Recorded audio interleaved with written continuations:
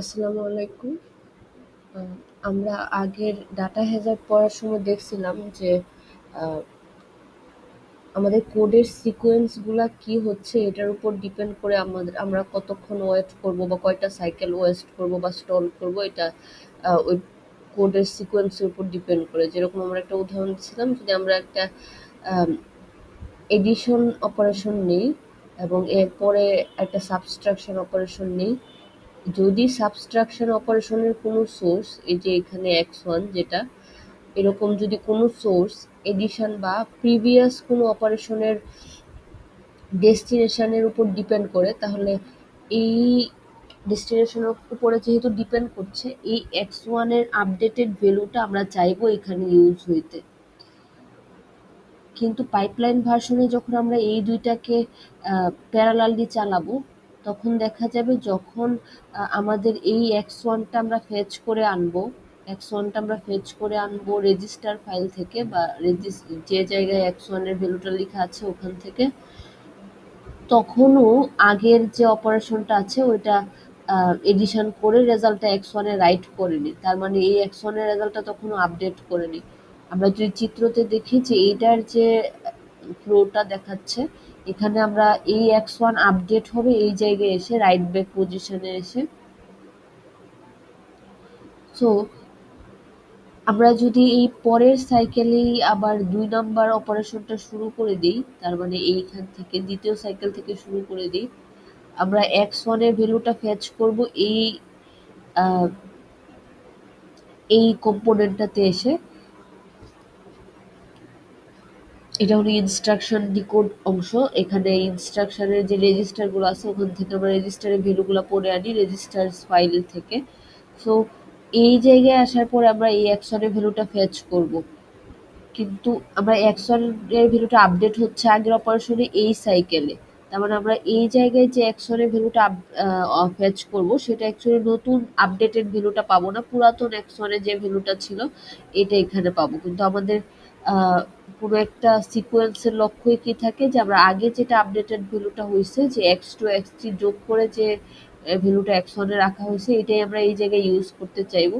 So আমাদের দেখা যাবে পরের সাইকেলেই আমরা কি এই অপারেশনটা শুরু করতে পারছি না। যদি আমরা ভ্যালিড ভ্যালু নিয়ে কাজটা করতে যাই, ওই ক্ষেত্রে আমরা পরের সাইকেলেই কি শুরু করতে পারবো না। এখন আমরা কি রাইট ব্যাক পর্যন্ত অপেক্ষা করব কিনা, এটা আমরা বাইপাসিং এর ওই বাইপাসিং এর কনসেপ্টটা বোঝানোর সময় বলছিলাম। যেহেতু আমাদের এই এডিশনের রেজাল্ট আমরা এই জায়গায় পেয়ে যাচ্ছি, আমাদের কোনো দরকার নাই রাইট ব্যাক পর্যন্ত অপারেশন করার, রাইট ব্যাক পর্যন্ত অপেক্ষা করার। আমরা এই জায়গায় যে ভ্যালুটা পাচ্ছি এটাই চাইলে আমরা ইউজ করে ফেলতে পারি সরাসরি। এটাকে বলা হয় বাইপাসিং। সো এখানে যে আমরা x2 আর x3 যোগ করার পরে যে রেজাল্টটা পাচ্ছি, এটা এখানে পেয়ে যাচ্ছি। আমরা চাইলে এই রেজাল্টটাকে আমরা বাইপাস করে দিতে পারি। সো এখানে আমরা দেখতে পাচ্ছি যে আমাদের অ্যাকচুয়ালি x1টা লাগবে হলো এই জায়গায়, আর এই জায়গায় x5।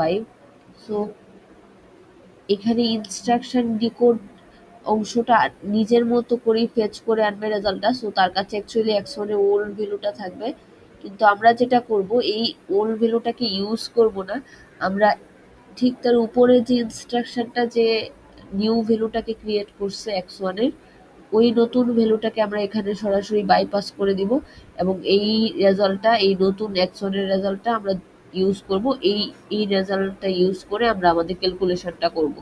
সো এতে যেটা হয়েছে যে আমাদের অপেক্ষাও করা লাগছে না এই রাইট ব্যাক পর্যন্ত, আমরা সরাসরি পরের সাইকেলে শুরু করে আমাদের কাজটা কমপ্লিট করতে পারছি ডাটাটা বাইপাস করে। আগের সাইকেলের যে ভ্যালুটা জেনারেট হয়েছিল এটা আমরা ইউজ করতেছি এখানে। সো এই এই বাইপাসিংটা করা হয় একটা রেজিস্টার দিয়ে, এগুলো আমি আলোচনা করছি। এই জায়গায় রেজিস্টার থাকে, যে রেজিস্টারগুলোতে আমরা রেজাল্টটা স্টোর করে রাখি এবং পরের ধাপটা এসে এই স্টোর রেজাল্টটা ইউজ করে এখান থেকে সরাসরি।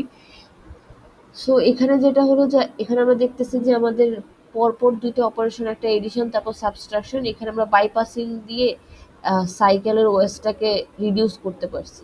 কিন্তু এরপর আমার আরেকটা উদাহরণ দেখছিলাম, সেটা কি যে লোড লোড আর সাবট্রাকশন। সো এখানে যে রেজাল্টটাকে আমরা লোড করে আনবো, এই রেজাল্টটা আমরা পরবর্তীতে আবার ইউজ করতেছি এই সাবট্রাকশন অপারেশনের সোর্সে। সো যেহেতু আমরা লোড করে নিয়ে আসবো, আগেরটা এডিশন ছিল, আমরা রেজাল্টটা এই এক্সিকিউশন ধাপের পরেই পেয়ে গেছি। কিন্তু যেহেতু লোড করে আনবো, তার মানে মেমোরির অংশের পরে আমরা এই রেজাল্টটা এই জায়গায় আমাদের কাছে অ্যাভেলেবল থাকবে। সো যেটা হয়েছে, আমরা যদি এই ধাপেই আমাদের সাবস্ট্রাকশনটা শুরু করে দিতাম, ইনস্ট্রাকশন ফেচ, মানে পরের সাইকেলে যদি আমাদের সাবস্ট্রাকশনটা শুরু করে দিতাম, তারপর ইনস্ট্রাকশন, ডিকোড, এক্সিকিউশন। সো এই জায়গায় এক্সিকিউশন। সো এখানে আমাদের লাগতো হলো x1, এই x1 আর কি x5। সো আমাদের আমাদের এখানে x1 লাগবে, কিন্তু আমাদের হাতে x1 এখনো আসেনি। x1 আমাদের যে জায়গায় x1 লাগতেছে ঠিক তার পরের সাইকেলে আমরা x1 কে পাচ্ছি। যে জায়গায় আমাদের x1 লাগতেছে তার পরের সাইকেলে আমরা x1 কে পাচ্ছি, x1 আমাদের কাছে অ্যাভেলেবল। সো আমরা চাইলেই এই 2 নাম্বার সাইকেল থেকে যদি এক্সিকিউশন শুরু করে দিই, এই জায়গায় এসে আমরা স্টাক হয়ে যাব, কারণ আমাদের কাছে যে x1 টা আছে এটা কি প্রিভিয়াস ভ্যালুটা, নতুন লোডেড আপডেটেড ভ্যালুটা আমাদের কাছে নাই। সো আমরা এই সাইকেলে x1 এর প্রিভিয়াস ভ্যালু এখানেই যদি কাজ করে ফেলি, x1 এর প্রিভিয়াস ভ্যালুটা দিয়ে আমাদের ক্যালকুলেশন হয়ে যাবে, এই রেজাল্টটা ভুল আসবে। সো আমাদের অ্যাটলিস্ট একটা সাইকেল অপেক্ষা করতে হবে, যাতে এই পর্যন্ত ঠিক তার পরের যে সাইকেলটাতে আমরা এই জায়গায় রেজাল্টটা পাচ্ছি, এই সাইকেলটাতে যাতে আমরা থাকি, এবং মানে আমাদের এক্সিকিউশনটা যাতে এই সাইকেলের পরে হয়।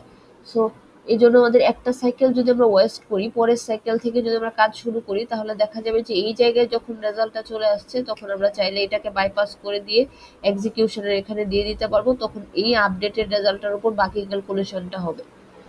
সো এইভাবে আমরা দেখতেছি যে আমাদের কোডের সিকোয়েন্স কি, কোডের সিকোয়েন্সটা কি, তার উপর বেস করে আমাদের অ্যাকচুয়ালি কি সাইকেল ওয়েস্ট করা লাগবে বা কোনো সাইকেলে স্টল দেওয়া লাগবে কিনা, এগুলা কি ডিপেন্ড করতেছে।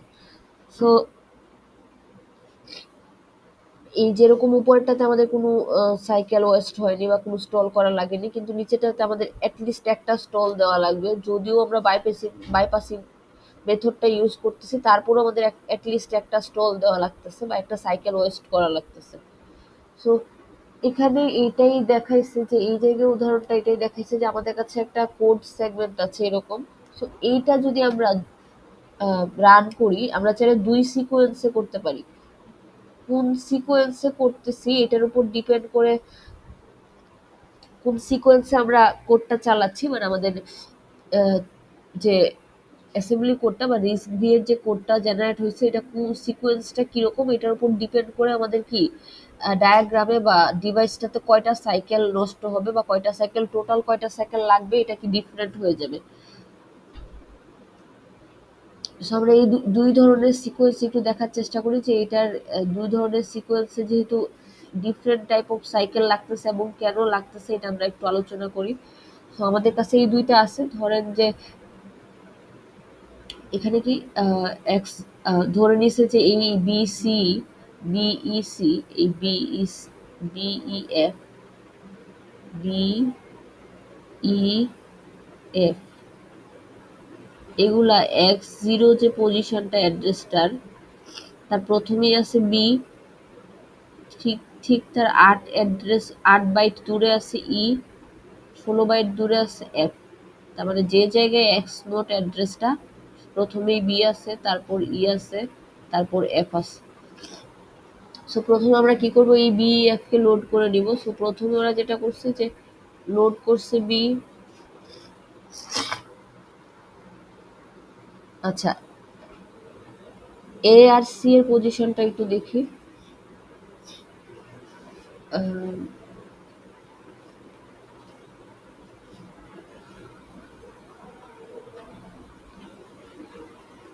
এ 24-এ, বি 32-তে, সি 32-তে। সো এটা একটু লিখি এখানে। এগুলো অ্যাজাম্পশন, জাস্ট যে কোডটা ডিজাইন করছে ও ধরে নিছে এরকম। কোয়েশনে যদি আসে তাহলে আপনাদেরকে বলেই দিবে কোনটা কোন জায়গায় আছে। এ হলো 24-এ আছে, তার মানে পরের পজিশনটাতে আছে, এবং সি হলো 32-তে আছে। একটা ধরে নিলেই হয়, জাস্ট কোডের সিকোয়েন্সটা এখন মেইন আর কি। এই জায়গায় কোডের সিকোয়েন্সটা কি হচ্ছে, তার বেসিসে কিরকম সাইকেল লাগতেছে, এটাই হলো মেইন। তাহলে আমি যদি লোড করি, আমার এই প্রথম অপারেশনটার জন্য কি বি আর ই লাগবে। লোড করলাম x1 0 x0, এখান থেকে বি লোড করলাম, এটাতে বি আছে। তারপর পরেরটাতে কি করলাম, যে পরে কি করলাম, আবার লোড করলাম কি ই লোড করলাম,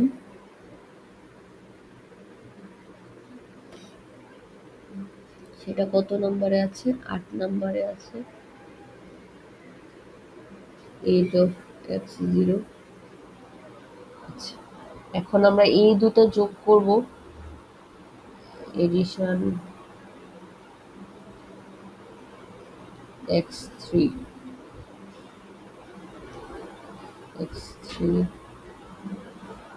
x1 x2।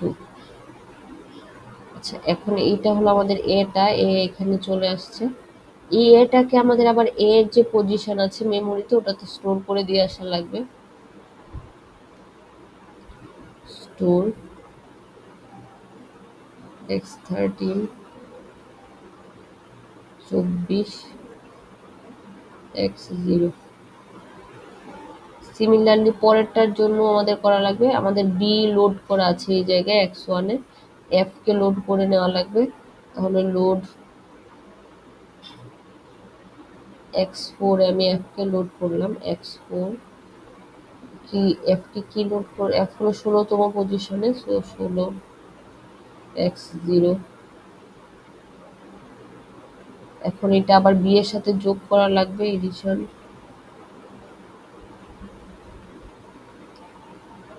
x5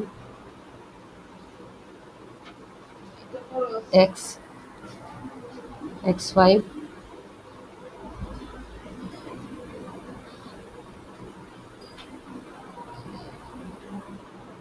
x1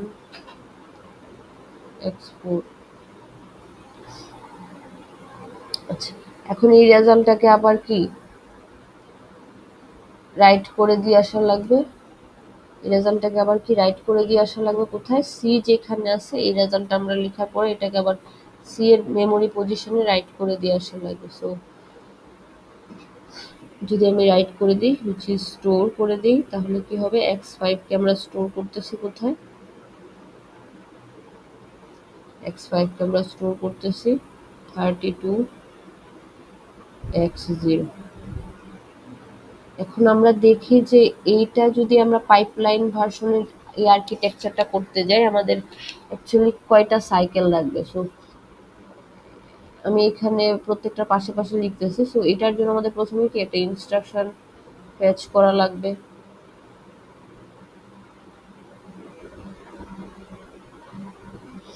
তারপর ইনস্ট্রাকশন ডিকোড করব,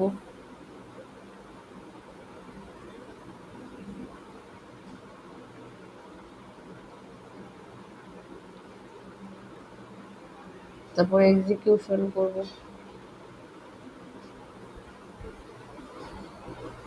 এক্স, তারপর মেমোরি করব,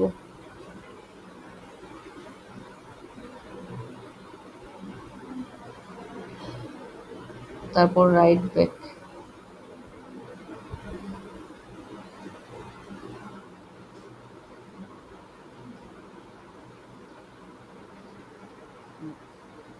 সো এখানে যেটা হবে যে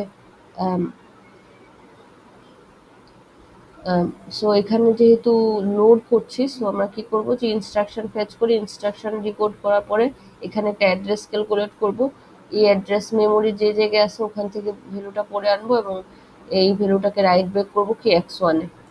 আচ্ছা, আমি যদি পরের লোড অপারেশনটা লিখি আবার, তাহলে পরের লোড অপারেশনটা কি হবে, এখানে ইনস্ট্রাকশন ফেচ হবে,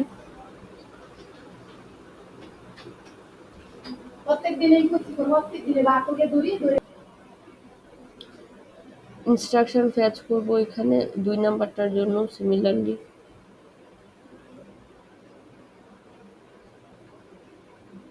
তারপর ইনস্ট্রাকশন ডিকোড করব।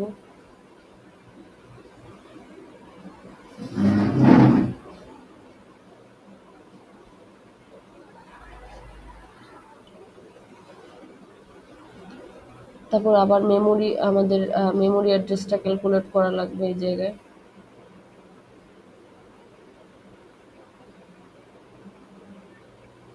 তারপর আবার মেমোরি থেকে আচ্ছা, এটা একটু ভুল হয়েছে এখানে। আমরা ঠিক পরের এই প্রত্যেকটা এক একটা সাইকেল বোঝাচ্ছি। সো পরের অপারেশনটা ঠিক তার পরের সাইকেলে শুরু হবে। সো এখানে ইনস্ট্রাকশন ফেচ করব, পরেরটাতে ইনস্ট্রাকশন ডিকোড করব, তারপর মেমোরি ক্যালকুলেট করব, এক্সিকিউশন, তারপর আবার মেমোরি থেকে রিড করে আনবো,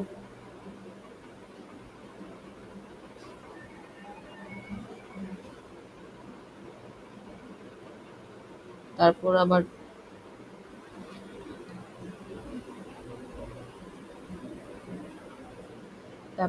কি রাইট ব্যাক করব রেজাল্টটাকে।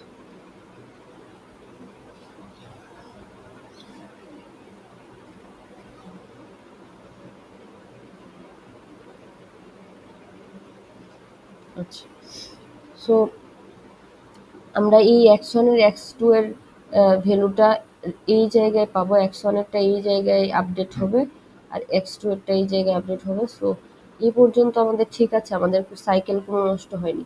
সো পরেরটা যখন আমরা ঠিক তার পরের সাইকেলে শুরু করতে যাব, এই জায়গায় যখন আমরা শুরু করতে যাব, তখন কি হবে যে এই x1 আর x2 এর ভ্যালু, মানে এই যে উপরের দুইটা অপারেশন, এই দুইটা অপারেশনের x1 আর x2 এর ভ্যালুর উপর আমার এই অপারেশনটা ডিপেন্ড করতেছে। সো এই দুইটা অপারেশনের x1 আর x2টা আমি এই প্রথম অপারেশনের x1টা আমার কাছে অ্যাভেলেবল থাকবে এই জায়গায়, দ্বিতীয় অপারেশনের x2টা মানে প্রথম অপারেশনের x1টা আমার অ্যাভেলেবল থাকবে এই জায়গায়, আর দ্বিতীয় অপারেশনের x2টা আমার কাছে থাকবে এই জায়গায়, এই মেমোরি থেকে আমি রিড করে আনছি। সো এই সাইকেলটা প্রথম যেটা এখানে এই জায়গায় আমার x1টা পাবো এবং এই 2 নাম্বার সাইকেলে আমি এই জায়গায় x2টা পাবো। সো এর আগে আমাদের এই অপারেশনের জন্য ইনস্ট্রাকশন ডিকোডটা বা অথবা আমরা সরাসরি যদি ডাটা বাইপাসিং করার পরে যদি আমরা সরাসরি এটাকে ALU তে পাঠায় দিই, মানে এক্সিকিউশন ধাপে পাঠায় দিই, সো ওই ক্ষেত্রে আমাদের যে এক্সিকিউশন ধাপটা, এই ধাপের আগে অ্যাটলিস্ট আমার কাছে এই x1 আর x2 অ্যাভেলেবল থাকা লাগবে। সো আমি যদি এই ধাপে আবার মানে ঠিক তার পরের সাইকেলে যদি আবার এই অপারেশনটা শুরু করে দিই, ইনস্ট্রাকশন ফেচ, ইনস্ট্রাকশন ডিকোড এবং এক্সিকিউশন, সো এই এক্সিকিউশনের আগে ইনস্ট্রাকশন ডিকোড ইনস্ট্রাকশন, সো এই এক্সিকিউশনের আগে এই জায়গায় আমার যেহেতু x1 আর x2টা লাগবে, আমি ডাটা বাইপাস করে x1টা আমার অলরেডি ক্রিয়েট হয়ে গেছে। সো এই x1 এর ডাটাটা বাইপাস করে আমি এখানে দিতে পারবো, কিন্তু x2টা আমার এখন আমার হাতে আসে নাই। সো x2টা আমি চাইলেও বাইপাস করে দিতে পারবো না, আমার ওইটা পরের সাইকেল অ্যাভেলেবল থাকবে আমার কাছে। সো এই x2টা আমি কি এই জায়গায় পাচ্ছি না, পুরাতন x2রই আমার কাজ করা লাগবে যদি না পাই। সো এই ক্ষেত্রে এই ভ্যালুটা কি ভ্যালিড কোনো ভ্যালু হবে না, এই x2 এর আপডেটেড ভ্যালুটা নিয়ে আমাদের কাজ করা লাগবে। সো আমরা চাইলেই এই অপারেশনটা দ্বিতীয় ধাপ মানে ঠিক তার নেক্সট সাইকেলে শুরু করতে পারছি না। সো আমাদেরকে কি করা লাগবে, এই সাইকেলটাকে আমাদের আসলে অ্যাকচুয়ালি নষ্ট হবে, আমাদের এই পরের সাইকেলটা কি হবে, নষ্ট হবে। সো আমরা এই সাইকেল থেকে কাজ যেহেতু শুরু করতে পারছি না, সো এই সাইকেলটা আমাদের অ্যাকচুয়ালি কি নষ্ট হচ্ছে। সো আমরা কাজ শুরু করব কি এর পরের সাইকেল থেকে। সো এই জায়গায় ইনস্ট্রাকশন ফেচ করব, ইনস্ট্রাকশন ডিকোড করব,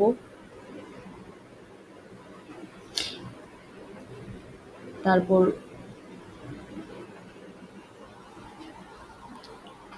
এই জায়গায় এক্সিকিউশন।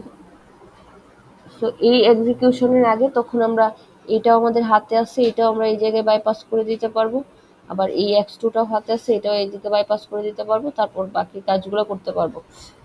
সো সো এখানে আমরা দেখতে পাচ্ছি যে এই অপারেশনটা করার আগে আমাকে অ্যাটলিস্ট একটা সাইকেলের ওয়েস্ট করা লাগছে, বা একটা সাইকেল স্টল করা লাগতেছে।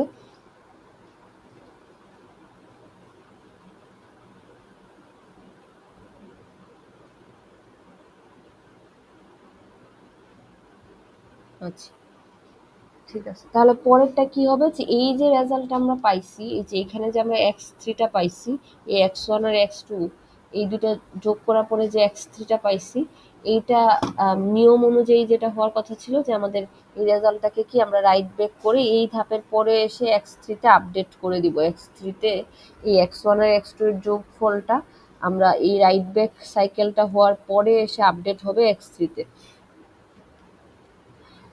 আমরা যদি পরের অপারেশনটা দেখি, পরের অপারেশন আমাদের কি x3 এর যে আপডেটেড ভ্যালুটা এটাকে এই মেমোরি অ্যাড্রেসে স্টোর করা লাগবে। সো আমরা যদি এই ধাপেই শুরু করে দিই, এইটা নেক্সট ধাপে, ঠিক তার নেক্সট ধাপে যদি পরের সাইকেলে যদি শুরু করে দিই আমরা এই স্টোর অপারেশনটা। সো এই ক্ষেত্রে প্রথমে আমরা ইনস্ট্রাকশন ফেচ করব, ইনস্ট্রাকশন ডিকোড করব,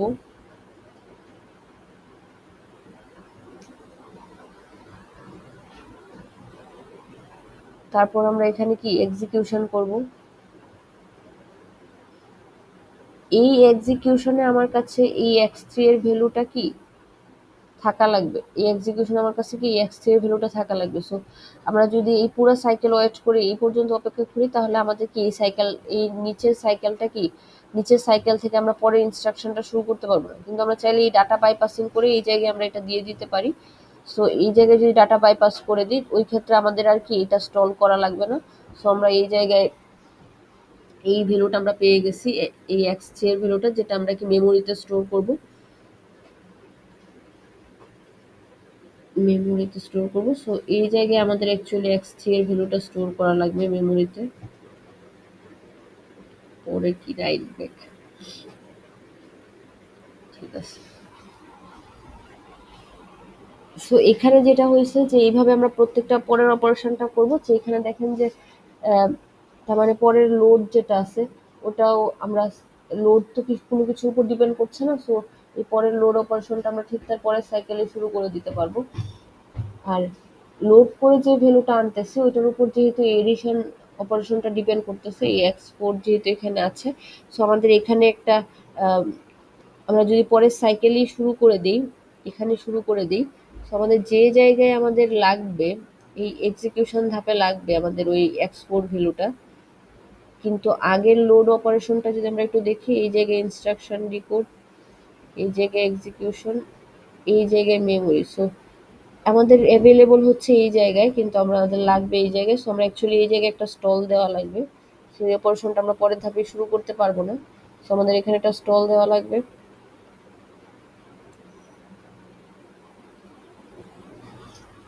তারপর আমরা এখান থেকে শুরু করতে পারবো, এই ধাপ থেকে শুরু করতে পারবো।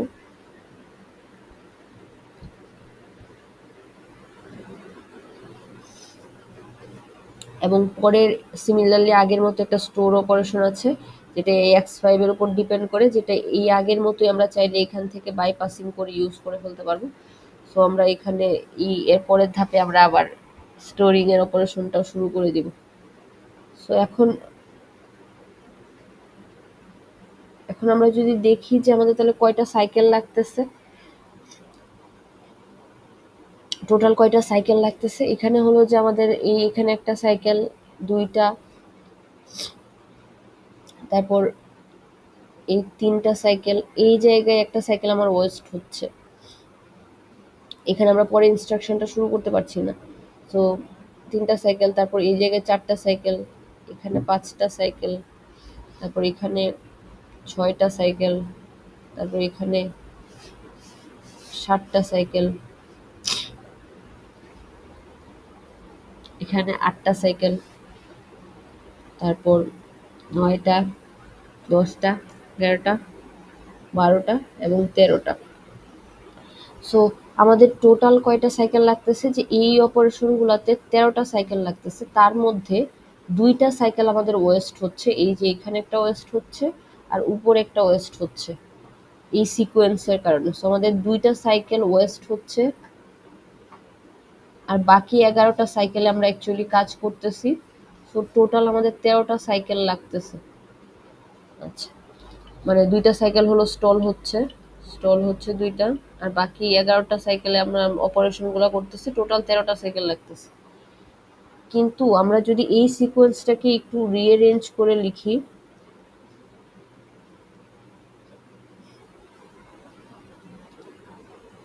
কিরকম রিঅ্যারেঞ্জ, যেহেতু এখানে স্টলটা লাগতেছিল এই x2টার জন্য, মানে x2টা আমাদের কাছে অ্যাভেলেবল থাকতেছিল না, ঠিক লোডের পরে এডিশন অপারেশনটা দিয়ে দেওয়া এই সমস্যাটা হয়েছিল। যেহেতু লোডে অনেক একদম লাস্ট পর্যন্ত যাওয়া লাগে, মেমোরি পর্যন্ত অ্যাটলিস্ট যাওয়া লাগে আমাদের x2 এর ভ্যালুটা পাওয়ার জন্য। সো এই x2টা আমরা এই এডিশনের এক্সিকিউশন ধাপের আগে পাচ্ছিলাম না। সো এই জন্য আমাদের কি একটা সাইকেল ওয়েস্ট করা লাগছিল। সো আমরা যদি একটু ট্রিক করি, এই লোড আর এডিশনকে ইমিডিয়েটলি নিচে না রাখি, আমরা যদি এরকম করি যে লোডের অপারেশনটা এখানে 0 x0 লোড x2 8 x0, পরে যে একটা লোড আছে এটা আমরা আগে লোড করে রাখি,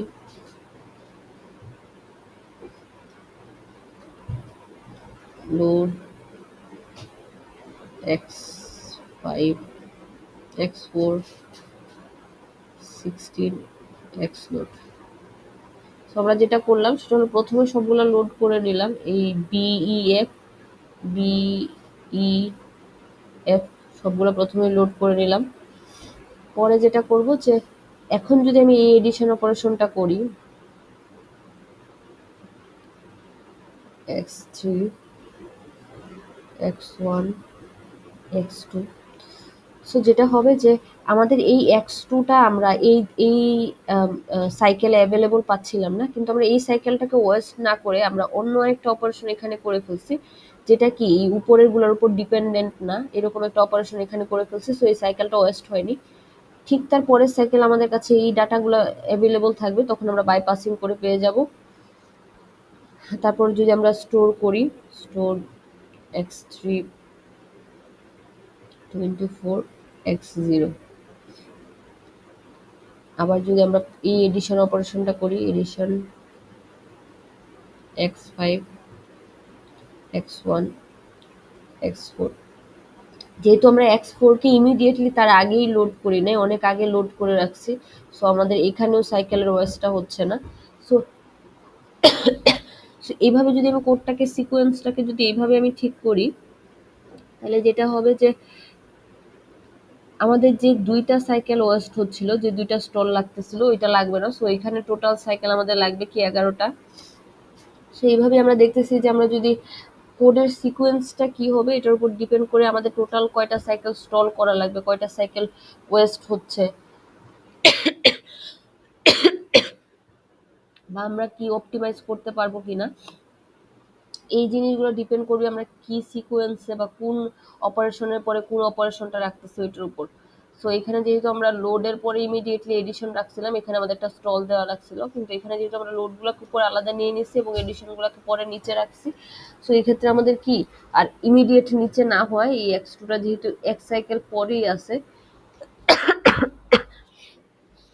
ইমিডিয়েটলি পরে নাই, সো এই ক্ষেত্রে আমাদের আর কি স্টল দেওয়া লাগতেছে না। সো এখানে আমাদের কি 2টা স্টল যেটা এখানে এক্সট্রা লাগতেছিল এগুলো লাগতেছে না। সো আমাদের কি সাইকেল কি অপটিমাইজ হয়ে গেছে।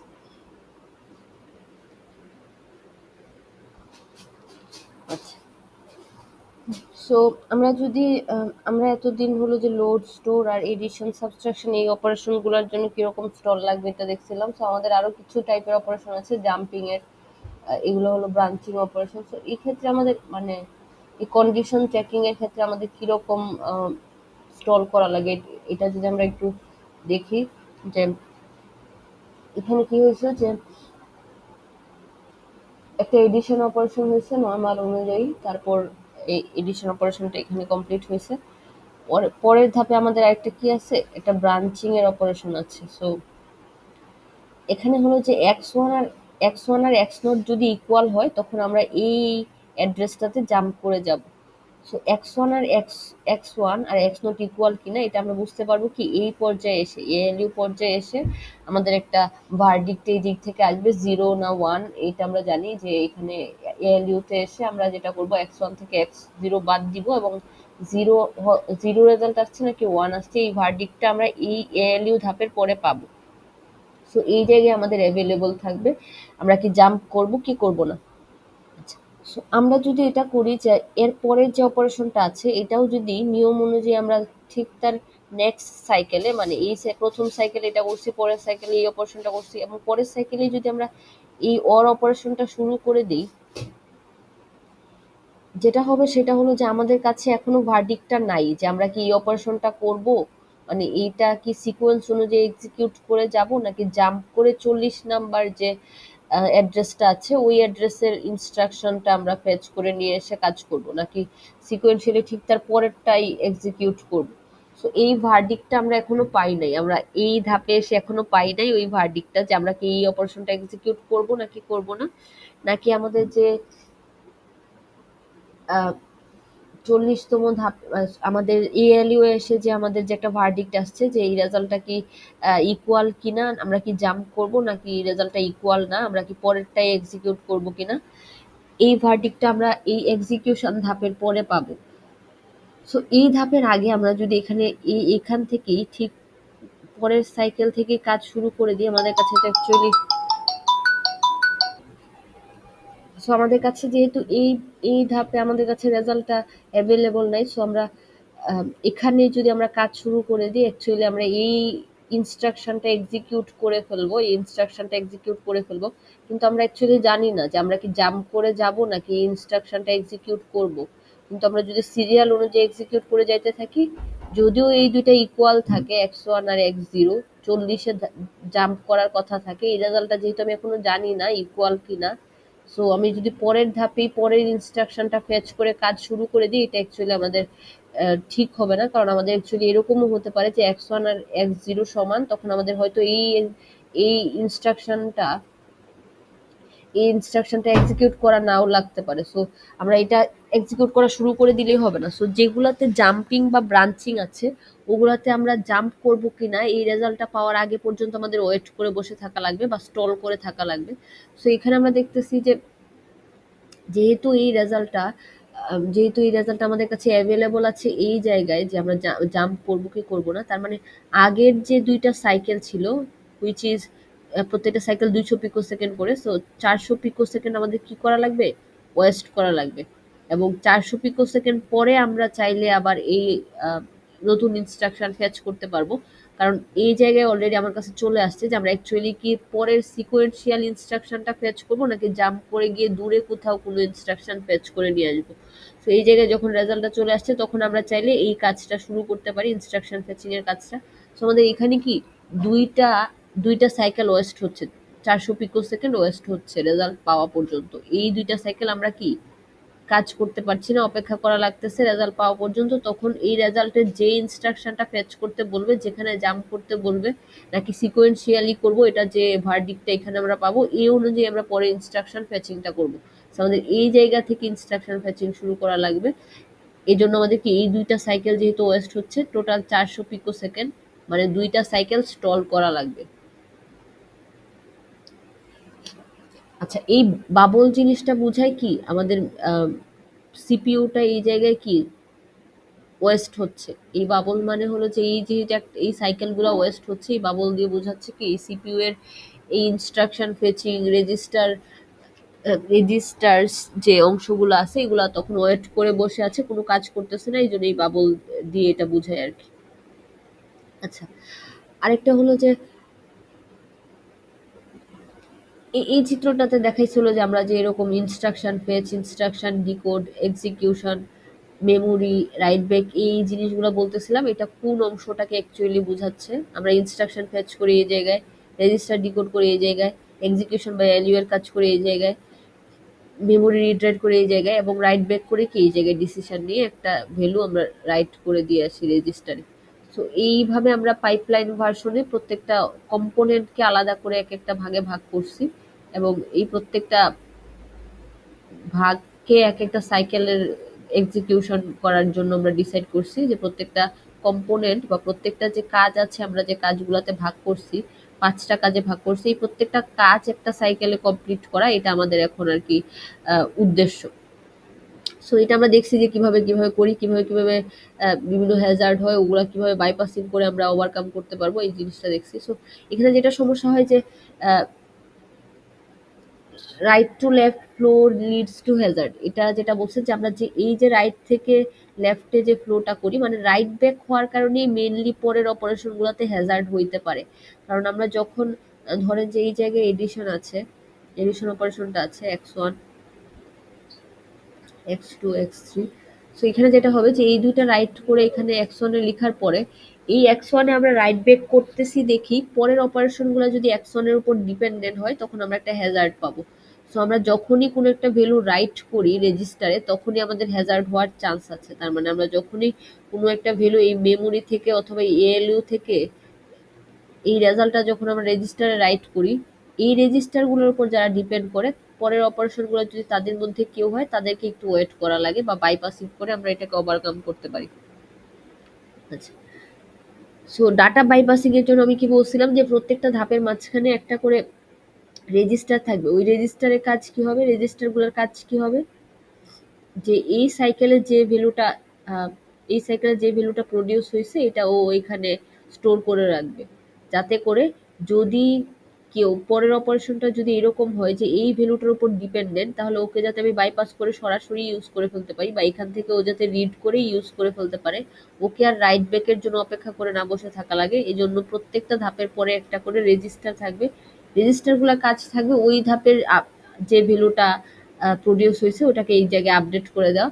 এবং কেউ যদি এই ধাপের এই ভ্যালুটার উপর ডিপেন্ডেন্ট থাকে ও চাইলে এখান থেকে সরাসরি নিয়ে বা বাইপাসিং করে কাজ শুরু করে দিতে পারবে, পরের ধাপগুলোর জন্য ওয়েট করে বসে থাকা লাগবে না।